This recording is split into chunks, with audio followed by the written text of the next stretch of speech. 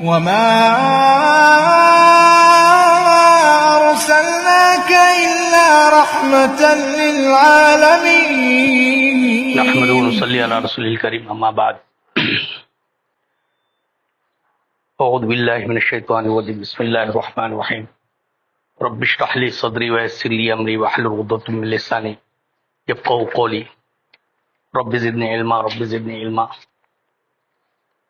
رب اغفر وارحم انت خیر الراحمین یا حی یا قیوم برحمتک استغیث.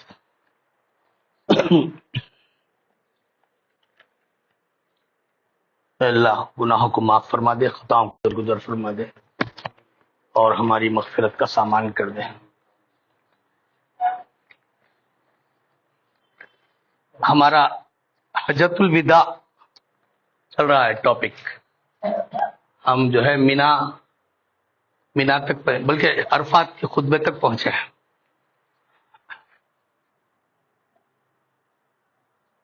حجۃ الوداع یہ تقریباً جو ہے 10 ہجری کا واقعہ ہے. دراصل حج 5 دن کا پروگرام ہے اور میں فرید بھائی کا بہت شکر گزار ہوں کہ انہوں نے یہ بھیجایا ہے واٹس ایپ پہ اس کا پرنٹ. اس میں ایک سمپل سی چیز یہ ہے کہ مکۃ المکرمہ سے 8 ذی الحج کو جو احرام باندھ کے نکلتے مینا سے جو ہے عرفات، پھر عرفات سے مزدلفہ، پھر مزدلفہ سے پھر مینا، مزدلفہ سے پھر مینا، پھر مینا سے جو ہے مکہ میں طواف زیارت، پھر مکے سے پھر مینا، پھر مینا میں جو ہے 11 12 13 ذی الحج، 13 کی شام میں سورج غروب ہونے سے پہلے واپسی یا پھر سورج غروب ہونے کے بعد بھی واپس ہو سکتے ہیں. یہ حج کا یہ 5 دن 6 دن کا پروگرام ہے. تو ایک تو جو حجاج اکرام ہیں جو حج کو جانے والے ہیں سفر یا آلریڈی جا چکے ہیں ان کے لیے، اور دوسرا اللہ کے رسول صلی اللہ علیہ وسلم کس طرح حج کرے تھے. تو سائملٹینیسلی یہاں 2 باتیں ہو رہی ہیں. تو ہم یہ کل پڑھ رہے تھے کہ اللہ کے رسول صلی اللہ علیہ وسلم جو ہے مسجد نمرہ جہاں پر ہے اب اس وقت وہاں خطبہ ارشاد فرمائے. خطبے کے جو مین جو ہائی لائٹس تھے کہ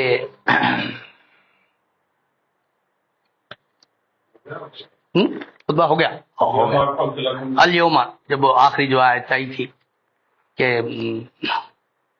اللہ کے رسول صلی اللہ علیہ وسلم نے دریافت فرمایا تھا کہ تم سے میرے متعلق پوچھا جانے والا ہے تو تم لوگ کیا کہو گے. صحابہ نے کہا ہم شہادت دیتے ہیں کہ آپ صلی اللہ علیہ وسلم نے تبلیغ کر دی، پیغام پہنچا دیا اور خیر خواہی کا حق ادا فرمایا. پھر اس کے بعد میں آواز بھی جو ہے ایک اور صحابی مکبر بن کے جو ہے لوگوں تک پہنچا رہے تھے. تقریباً 1,25,000 1,44,000 مختلف روایتیں مجموعہ تھا. بعض کتابوں میں 1.25 to 1.5 لاکھ بھی لکھا ہے. اور تو اب وہ جو آیت خطبے سے فارغ ہو چکے اللہ کے رسول صلی اللہ علیہ وسلم تو آیت نازل ہوئی بسم اللہ الرحمن الرحیم الیوم اکملت لکم دینکم واتممت علیکم نعمتی ورضیت لکم الاسلام دینا. آج میں نے تمہارے لیے تمہارا دین مکمل کر دیا اور تم پر اپنی نعمت پوری کر دی اور تمہارے لیے اسلام کو بحیثیت دین پسند فرمایا. اب اس کے بعد یہ آیت سن کے حضرت عمر یہ بھی کل ہم پڑھ لیے تھے، حضرت عمر فاروق رضی اللہ عنہ رونے لگے. لوگوں نے پوچھا کہ کیوں رو رہے ہیں؟ تو بلکہ اس کمال کے بعد زوال ہے. جب نقطۂ عروج پہ پہنچ جاتا ہے وہاں سے زوال شروع ہے. اب ان کو اندازہ ہو گیا کہ اللہ کے رسول صلی اللہ علیہ وسلم کا مشن آلموسٹ کمپلیٹ ہو چکا ہے. اب اللہ کے رسول صلی اللہ علیہ وسلم اس دنیا سے پردہ فرمانے والے ہیں، اس لیے کہ انہوں نے بڑا حصہ زندگی کا اللہ کے رسول صلی اللہ علیہ وسلم کے ساتھ گزارا تھا اور جلیل القدر صحابی تھے، کلیور اور انٹیلیجنٹ تھے. حضرت عمر فاروق رضی اللہ تعالیٰ عنہ ان کی نظر تھی، وہ اللہ کے رسول صلی اللہ علیہ وسلم کی اس باتوں سے جو ہے ان کو اندازہ ہو گیا. پھر اس کے بعد خطبے کے بعد اللہ کے رسول صلی اللہ علیہ وسلم نے حضرت بلال کو حکم فرمایا تو اذان دی اور اقامت کہی. پھر اللہ کے رسول صلی اللہ علیہ وسلم نے ظہر کی نماز پڑھائی 2 رکعت. پھر اس کے بعد حضرت بلال نے پھر اقامت کہی تو پھر 2 رکعت عصر کی نماز پڑھائی. اور ان دونوں نمازوں کے درمیان میں کوئی سنت نفل اللہ کے رسول صلی اللہ علیہ وسلم نے نہیں. تو یہی سنت ادا ہو رہی ہے وہاں مسجد نمرہ میں ایوری ایئر. وہاں پہ امام کو جو ہے باہر سے بلاتے ہیں، وہاں کا مقامی امام نہیں رہتا، کبھی ریاض سے بلاتے ہیں، کبھی وہ جو حجت پوری کرنا ہے خسر کی جو حجت پوری کرنا ہے اس کے لیے امام کو بحث بلاتے ہیں. یہ تجویز جو ہے وہ ہر سال مسئلہ جو ہے متنازعہ رہتا تھا، اس لیے کہ مختلف مسالک کے علماء ہیں، مسلکوں میں اختلاف ہے. کوئی بولتا ہے کہ 4 پوری کمپلیٹ پڑھو، کوئی 2 ہی پڑھو، نہیں مقیم ہے تو 4 پڑھنا، مسافر ہے تو 2 پڑھنا. تو اس میں تھوڑا اختلافی مسئلہ. کچھ حجاج اکرام مقیم رہتے، کچھ حجاج اکرام جو ہے سفر میں رہتے. کوئی آ کے 15 ڈیز کمپلیٹ ہو گیا تو انہیں مقیم ہو گیا، کوئی 15 ڈیز نہیں، 8 دن ہوا، 4 دن ہوا، 5 دن ہوا تو انہیں مسافر ہے. تو یہ رابطہ اسلامی کے رکن جو ہے مولانا ابو الحسن علی ندوی بھی تھے. اللہ ان کی خبر کو روشن کر دے، اللہ ان کی خبر کو جو ہے جنت کے باغوں میں سے ایک باغ بنا دے. علی میاں ندوی نے تجویز پیش کی تھی کہ بیٹر ہے آپ مقامی امام کو رکھو ہی مت، امام کو جو ہے کہیں سے بلاؤ. علماء اکرام تو بہت ہیں، آپ ریاض کے امام کو بلا لو، آپ جو ہے دمام کے امام کو بلا لو، آپ جو ہے الحسا کے امام کو بلا لو. بلا کے انہیں خسر میں رہتا، اس کو خرادوں نے 2 رکعت پڑھا تھا، جو امام کا اختتام پڑھ لیتا ایسا. تو وہاں پہ اللہ کے رسول، اب وہاں پہ ایک بہت بڑی مسجد بن گئی ہے، مسجد نمرہ، جس کی ایک صف غالباً 1 کلومیٹر سے زیادہ ہے، ایک صف کی لمبائی. پھر وہاں نماز سے فارغ ہونے کے بعد اللہ کے رسول صلی اللہ علیہ وسلم اپنی اونٹنی پر بیٹھے خصوا پر، اور کیا ہے وہ عرفات کا جبل رحمہ جو پہاڑی ہے، جبل رحمہ، وہاں پہ نشان وغیرہ بھی ہے جبل رحمہ کا. وہاں پہ آ کے اللہ کے رسول صلی اللہ علیہ وسلم گئے، وہاں پہ کجا اوجا بھی لگایا گیا تھا اللہ کے رسول صلی اللہ علیہ وسلم پر. اب بعض احباب کو جو ہے یہ اندیشہ تھا کہ اللہ کے رسول روزہ ہیں کیا، اس لیے کہ 9 ذی الحج ہے، وہ عرفات کا میدان ہے. تو غالباً عائشہ ام سلمہ رضی اللہ تعالیٰ عنہ بولی کہ جو ہے اب روزہ ہے نہیں ہے، ڈائریکٹ کیسا پوچھتے. اللہ کے رسول صلی اللہ علیہ وسلم جو ہے وہاں پہ دعا میں اس میں ہے، تکبیر و تحلیل میں. تو اللہ کے رسول صلی اللہ علیہ وسلم کو دودھ پیش کرو. اللہ کے رسول کبھی دودھ کو جو ہے انکار نہیں کرے. تو دیکھیں کیسی تھی خواتین، کیسا ڈگری آف انٹیلیجنس ان کا، آئی کیو کیسا تھا. اس لیے بھی تھا کہ اللہ تعالیٰ نے سلیکٹ فرمایا تھا کہ ان کو اللہ کے رسول صلی اللہ علیہ وسلم کے ساتھ کر دیا تھا کہ اللہ کے رسول صلی اللہ علیہ وسلم کی ایک ایک ادا قیامت کی صبح تک محفوظ ہو جائے اور امت کے لیے، امت کی خواتین اور مرد حضرات کے لیے ایک مشعل راہ بنے. اس قسم کا کانسیپٹ تھا. تو دودھ کی اشیاء اللہ کے رسول صلی اللہ علیہ وسلم نے دودھ دوش فرمایا. تو اس سے وہاں علماء نے فقہ کا مسئلہ نکالا ہے کہ حاجی کو 9 ذی الحج کو روزہ رکھنے کا نہیں ہے. اللہ کے رسول صلی اللہ علیہ وسلم اس دن روزہ نہیں تھے. جیسا ہم لوگ یہاں جب ہوتے ہیں تو 9 ذی الحج کو جو ہے یوم عرفہ روزہ رکھتے ہیں. یہ ایک بات بس سبیل تذکرہ اس میں نہیں ہے اس کا ذکر. تو اللہ کے رسول صلی اللہ علیہ وسلم جو ہے وہاں پر تکبیر تحلیل اور دعا میں رہے. کب تک؟ سورج غروب ہونے تک. کہاں؟ جبل رحمہ پہ، عرفات کے مقام میں جبل رحمہ ہے وہاں پہ. جب سورج غروب ہونے لگا، تھوڑی اس کی زردی ختم ہو گئی، تو پھر اللہ کے رسول صلی اللہ علیہ وسلم وہاں سے اپنی اونٹنی پہ حضرت اسامہ رضی اللہ تعالیٰ عنہ کو بٹھا کے وہاں سے سفر شروع ہوا. وہاں سے مزدلفہ تشریف لائے. جیسا ابھی ہم نقشے میں دیکھ لیے ہیں، مزدلفہ عرفات سے نکلنے کے بعد یہ مزدلفہ ہے. پھر مزدلفہ اور مینا کے درمیان میں وادی محصر ہے جہاں پہ ابرہہ کی لشکر پہ عذاب آیا تھا.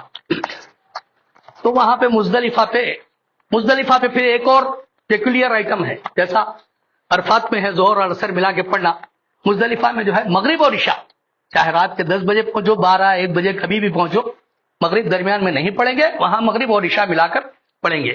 وہیں پہ اذان ہوگی، پھر مغرب 3 رکعت پڑھی جائے گی، پھر عشاء کے جو ہے 4 ہے تو 4، 2 ہے تو 2.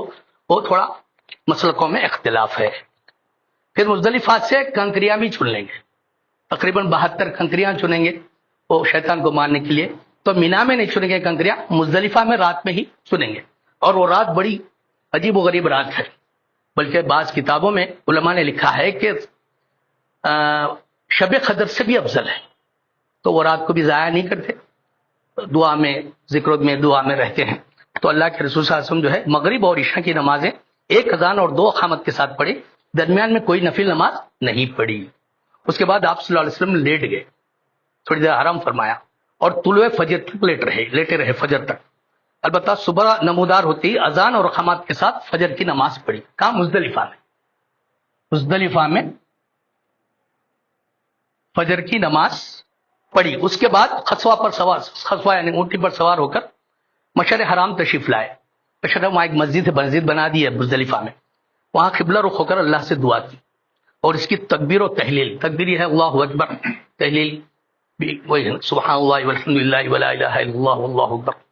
توحید کے کلمات کہے. یہاں اتنی دیر تک ٹھہرے کہ خوب اجالا ہو گیا. اب اس کے بعد سورج طلوع ہونے سے پہلے مینا کے لیے روانہ ہو گئے. اور اب کی بار پہلے اسامہ کو بٹھائے تھے، اب کی بار جو ہے فضل بن عباس چچا کے بیٹے حضرت عباس رضی اللہ تعالیٰ عنہ کے بیٹے، بلکہ بیٹے، ان کو پیچھے سوار کرا لیے.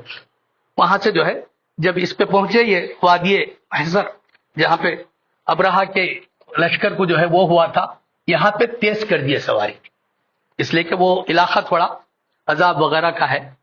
تو اللہ کے رسول صلی اللہ علیہ وسلم وہاں سے جلد نکل گئے. وادی محشر پہ پہنچے تو سواری کو تیزی سے دوڑایا. پھر اس کے بعد مینا پہنچنے سے پہلے یا مینا کے قریب جمرات ہے. جمرات میں 3 ہیں. جمرات یہ ہے جو شیطان کو کنکریاں مارنے کا، ابراہیم علیہ السلام کو اسماعیل علیہ السلام کو بہکایا تھا، تو وہ 3 ہے. ایک جو ہے جمرہ کبرا، پہلا بڑا شیطان، سیکنڈ متوسط شیطان، تیسرا جو ہے شیطان اصغر، چھوٹا شیطان. تو ایک 3 کو کنکریاں مارنا ہے. لیکن وہ اب 10 ذی الحجہ ہے، اس دن مارننگ ہو گئی نا، 9 عرفہ ہو گیا، 10 اس میں صرف اس کو ایک کو ہی مارنے کا ہے. اس دن صرف ایک کو 7 کنکریاں مارنا ہے. بسم اللہ اللہ اکبر. پھر اللہ کے رسول صلی اللہ علیہ وسلم جو ہے 7 کنکریاں مارے جمرہ کبرا کو. پھر وہاں سے قربان گاہ تشریف لے گئے، ذبیحہ جہاں پہ قربانی دینا ہے. وہاں اللہ کے رسول صلی اللہ علیہ وسلم کے 100 اونٹ تھے قربانی کے لیے، جس میں سے 63 اونٹ اللہ کے رسول صلی اللہ علیہ وسلم نے اپنے ہاتھ سے اپنے دست مبارک سے ذبح کیے. باقی کے 37 اونٹ حضرت علی رضی اللہ عنہ کو حکم دیے کہ آپ ذبح کر دیجئے. ٹوٹل 37 + 63 100 ہوئے. پھر اس کے بعد اللہ کے رسول صلی اللہ علیہ وسلم جو ہے بولے کہ ایک اونٹ سے ایک ٹکڑا نکالو اور ہانڈی میں ابالو، اس کا گوشت اور شوربہ اللہ کے رسول صلی اللہ علیہ وسلم استعمال فرمائے. بلکہ حضرت علی رضی اللہ تعالیٰ عنہ کو بھی بولے کہ آپ بھی کھاؤ.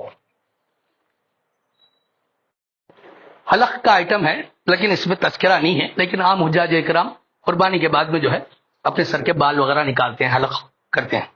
اب اس کے بعد اللہ کے رسول اب ایک آئٹم رہ جاتا ہے، وہ ہے طواف زیارہ یا طواف اضافہ بھی کہا گیا ہے اس کو. وہاں سے اب مینا سے مکۃ المکرمہ کو آ کے طواف زیارہ کرنا ضروری ہے. طواف زیارہ بھی اہم رکن ہے، بلکہ واجبات میں سے ہے. اگر کسی وجہ سے حاجی طواف زیارت نہیں کیا اور اپنے ملک کو چلا گیا تو اس کے لیے اس کی بیوی حلال نہیں ہوتی جب تک انہیں پھر آ کے طواف زیارت نہ کر لے. بڑا نازک مسئلہ ہے اس کا، تو طواف زیارت کر لینا. اگر طواف قدم کے ساتھ صحیح نہیں کی ہے تو طواف زیارت کے ساتھ صحیح بھی کرتی. ایک صحیح ایسی ہے جو عام لباس میں ہوتا، طواف زیارت بھی عام لباس میں ہے. اس لیے کہ حلق کے بعد میں احرام اتر گیا، اب اپنا عام لباس پہن کے مینا سے مکۃ المکرمہ آنا، طواف زیارت کرنا، پھر مینا پہنچنا. یہ ایک بڑا مشکل ٹاسک ہے جو جاج اکرام تکلیف ہوئی، بھائی بہت پیدل چلنا پڑا، ٹینٹ نہیں ملا، وہ جو ہوتا نا، یہی آئٹم ہے بڑا کہ مینا آنے کے بعد کنکریاں مارنے کے بعد مینا سے پھر مکے کو آنا، طواف زیارت کرنا، پھر مکے سے پھر مینا جا کے اپنے ٹینٹ میں قیام کرنا ہے کتنی بھی رات ہو. This was the process. پھر اللہ کے رسول جب مکہ تشریف لائے تو آپ جو ہے زمزم کے کنویں کے پاس بھی گئے، اور زمزم کا پانی پلانے کی ڈیوٹی جو ہے عبد المطلب کے خاندان کی تھی، قبیلے کی تھی. تو اللہ کے رسول صلی اللہ علیہ وسلم ان کے ساتھ بھی پانی پیے، ان کے ساتھ بھی وقت گزارے. وہ لوگ پانی پلا رہے تھے تو وہ لوگ پانی کھینچے، ڈول وغیرہ تھا. اب آج کل تو بہترین ٹیپس لگے ہوئے ہیں، کولڈ واٹر، مبرد، غیر مبرد، کولڈ ناٹ کولڈ، ہر قسم کا کہ تھرماسس ہے. یہ تھرماس پہ لکھا ہوا رہتا کولڈ ناٹ کولڈ، اور جو ہے ٹیپس لگے ہوئے ہیں، چشمے وشمے، بہت زبردست انتظام ہے. ٹھنڈا بھی مل جاتا، گرم بھی مل جاتا. ڈگے ڈگ زمزم اویلیبل ہے. اور 10 ذی الحج کو یوم النحر بھی بولتے ہیں، قربانی کا دن.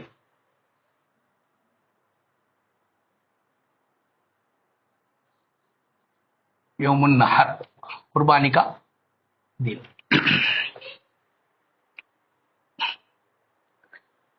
اور اس دن بھی اللہ کے رسول صلی اللہ علیہ وسلم ایک خطبہ ارشاد فرمائے. کہاں؟ مینا میں.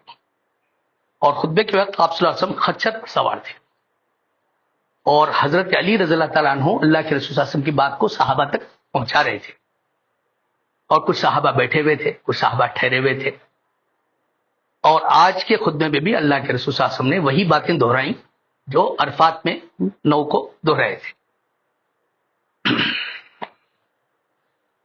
پھر اس کے بعد اللہ کے رسول صلی اللہ علیہ وسلم نے فرمایا کہ آج کے دن کی بڑی حرمت ہے، یہاں پہ کوئی اور کام اللہ کو ناراض کرنے کا نہیں ہے، بلکہ یہاں ایک چیز، ایک سینٹنس اللہ کے رسول میں اس میں ایکسٹرا وہ کرے کہ تم لوگ جب جلد اپنے پروردگار سے ملو گے اور وہ تم سے تمہارے اعمال کے متعلق پوچھے گا، لہذا دیکھو میرے بعد پلٹ کر گمراہ نہ ہو جانا کہ آپس میں ایک دوسرے کی گردنیں مارنے لگو. کیا میں نے تبلیغ کر دی؟ صحابہ سے پوچھ رہے کوشچن. صحابہ نے کہا ہاں. آپ صلی اللہ علیہ وسلم نے فرمایا اے اللہ گواہ رہے، جو شخص موجود ہے وہ غیر موجود تک میری باتیں پہنچا دے. یہ اللہ کے رسول صلی اللہ علیہ وسلم کے انسٹرکشنز تھے، اور یہی حجۃ الوداع کا امپورٹنٹ میسج ہے کہ جو لوگ وہاں پہ اویلیبل ہے، جو مجموعہ 1.25 to 1.5 lakhs, it is the responsibility of those Sahaba to propagate the message of Prophet Muhammad peace be upon him. کیونکہ بعض وہ افراد جن تک یہ باتیں پہنچائی جائیں گی وہ بعض موجودہ سننے والے سے کہیں زیادہ ان باتوں کے در و بس کو سمجھ سکیں گے. ان تک بات پہنچانا نہایت ضروری سمجھا گیا. اب اس کے بعد اللہ کے رسول صلی اللہ علیہ وسلم جو ہے 11 ذی الحج، 12 ذی الحج اور 13 ذی الحج، یہ 3 دن بھی مینا میں قیام رہا. اور یہ 3 دن بھی کام جو ہے نکنگریوں کو مارنے کا ہی ہے. فرسٹ بڑا شیطان، متوسط شیطان، چھوٹا شیطان، تینوں کو 7 کنکریاں مار. تو 7 یا 21 ہوتے، 21 دیا 63 پلس فرسٹ ڈے 7، ٹوٹل 70 کنکریاں. اب کیا ہے، وہ 13 کے کنکریاں نہیں مار رہے، 12 کو مار کے نکل جانا سورج غروب ہونے سے پہلے یا سورج غروب ہونے کے بعد فوری. اگر رک گئے بولے تو پھر 13 کے مارنا ضروری ہو جاتا. تو اکثر 80% 90% خالی ہو جاتا 12 کچھ.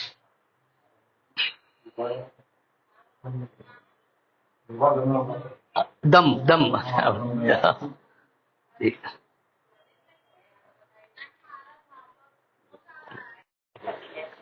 پھر اس جو ہے مینا سے نکل گئے مکے کی طرف اور بیت اللہ تشریف لائے، اور مکے میں جو ہے طواف وداع کیا. مدینہ منورہ روانہ ہونے سے پہلے طواف وداع، یہ بھی جو ہے آفاقی دور والے حاجی کے لیے طواف وداع ضروری ہے. یہ تھا مہینہ ذی الحج کا 11 ہجری ذی الحج. پھر یہ 13 طواف وداع 15 سیکنڈ ویک ختم ہو گیا. پھر اللہ کے رسول صلی اللہ علیہ وسلم مدینہ منورہ تشریف لے گئے. آلموسٹ ذی الحج ختم ہو گیا.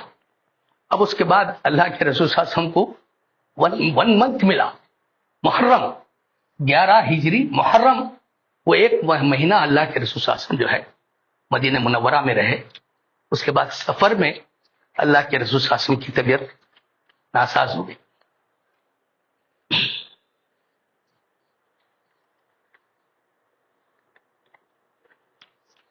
سیکنڈ ویک میں اللہ کے رسول صلی اللہ علیہ وسلم جو ہے احد کے پہاڑ پہ بھی تشریف لے گئے. احد کے میدان میں جہاں پہ جنگ احد ہوئی تھی، مدینہ سے 3 میل پہ ہے، وہ قریب میں ہے. وہاں پہ جو ہے شہداء کے لیے دعا فرمائی. وہاں پہ 70 صحابہ جو شہید ہوئے تھے جنگ میں، احد کے چیپٹر میں ہم پڑھ چکے ہیں. ان کے لیے دعا فرمائی. پھر واپس سے آخر ممبر پہ تشریف فرما ہوئے مسجد نبوی میں اور فرمایا کہ میں تمہارا امیر کارواں ہوں اور تم پر گواہ ہوں. اس وقت میں اپنا حوض کوثر دیکھ رہا ہوں. اللہ تعالیٰ ظاہر کر دیے مجھے زمین اور زمین کے خزانوں کی کنجیاں عطا کی گئی ہیں. یہ اللہ کے رسول صلی اللہ علیہ وسلم کے الفاظ تھے. اور اللہ کے رسول صلی اللہ علیہ وسلم نے یہ بھی ارشاد فرمایا کہ مجھے یہ ڈر نہیں ہے، خوف نہیں ہے کہ میرے بعد تم لوگ شرک میں مبتلا ہو جاؤ گے، لیکن مجھے یہ ڈر ہے کہ دنیا کمانے کے لیے آپ کمپٹیشن میں آ جاؤ گے، تم لوگ ایک دوسرے سے جو ہے باہمی مقابلے میں آ جاؤ گے. یہ میرے کو ڈر ہے. یہ اللہ کے رسول صلی اللہ علیہ وسلم کی پیشن گوئی تھی. پھر اس کے بعد سفر کی 18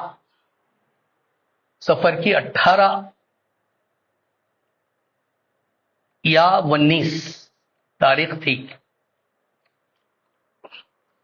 اللہ کے رسول صلی اللہ علیہ وسلم جنت البقیع، بعض روایتوں میں ایک جنازہ آیا تھا اس کے لیے گئے تھے، یا پھر خود اللہ کے رسول صلی اللہ علیہ وسلم رات کا وقت تھا تشریف لے گئے. جیسے واپس ہو رہے تھے، جنت البقیع مدینے کا قبرستان ہے جو مسجد نبوی کے قریب میں ہے.